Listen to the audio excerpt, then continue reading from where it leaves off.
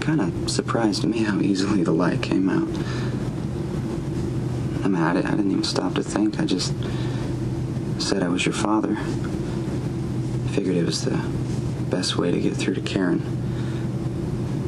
I wanted something immediate in her face, something tangible that, there are people that you belong to. And it worked. It worked. Oh, the flight attendant? Yeah, that's another story. I mean, I guess I could have explained that I'm not really your dad, but what's the point, right? I mean, what does it matter if a stranger thinks that you're mine? You almost were. And I know I made a lot of noise about how it's best that Nicholas turned out to be your father. And in a lot of ways, it is. Your mother and I, we just needed to be done.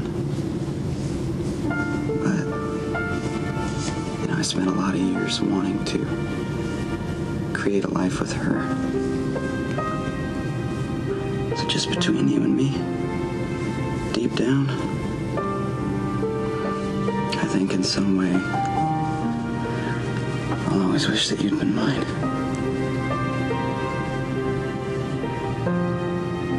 You're getting yourself all worked up. Does that bother you?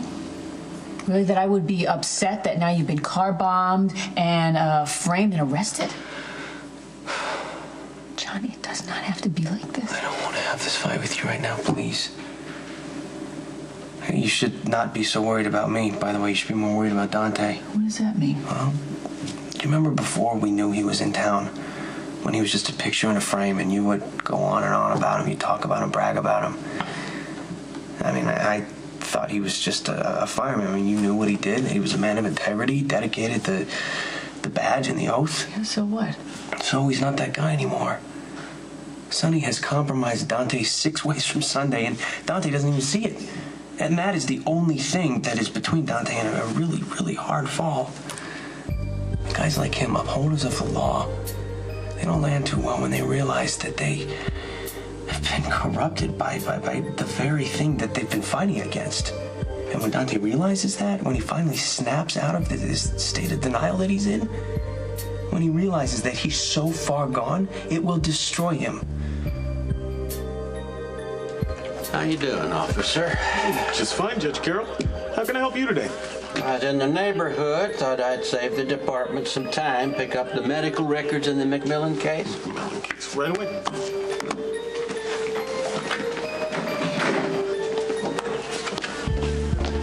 Whoa, easy. Sorry.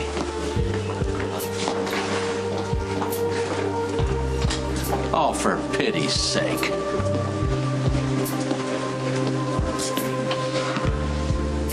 What the hell are you doing in here? I finally have you here. You're not carrying your briefcase like a chastity belt. And I don't want to waste this rare opportunity talking about other women. Well, I told you I'm not offended. I'm curious. Oh. I mean, there was something different in your voice. Maybe something urgent. Something hopeful? No, look, you're reading way too much into a case of mistaken identity. Okay.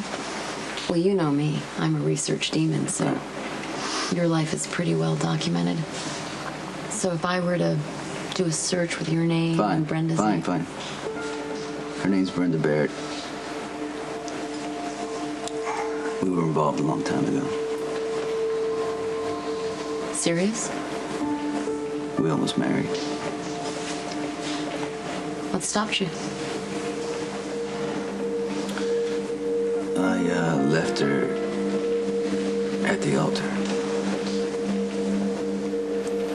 Look, Johnny's convinced that because of my relation to Sonny, I'm too compromised to do my job. I think he's wrong. I don't know. I mean, you are conflicted when it comes to Sonny. What, you really think so? Dante, I've seen it all the time. I mean, On one hand, you're a cop who knows Sonny for who and what he is, but on the other hand, you're a guy who's always wanted to know your father. Yeah, but I would never break the law again to protect Sonny. No, I agree, and that's, I think, where Johnny and I differ. I think that you'll always land on the right side of the line, no matter how hard it is to get there. You know, it's moments like this where I really wonder where I'd be without you. Well, you'd be very lost and very confused. Absolutely.